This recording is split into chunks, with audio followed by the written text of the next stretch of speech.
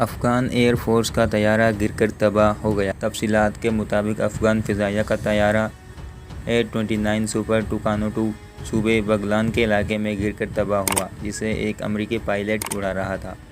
بتایا گیا ہے کہ طیارہ گرنے کے فوری بعد طیارے میں آگ بھڑک اٹھی تھی۔ امریکی پائلٹ نے چھلانگ لگا کر جان بچائی۔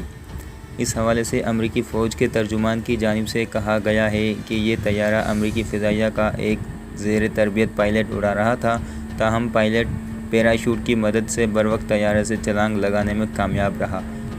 حادثے کے بعد امریکی لڑاکا طیارہ فوری طور پر جائے حادثے پر پہنچنے اور پائلٹ کو بحفاظت اسپتال منتقل کیا۔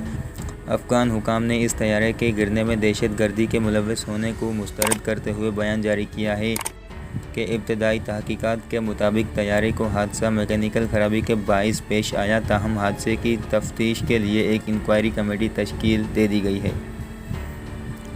پائلٹ کی شناخت ظاہر نہیں کی گئی۔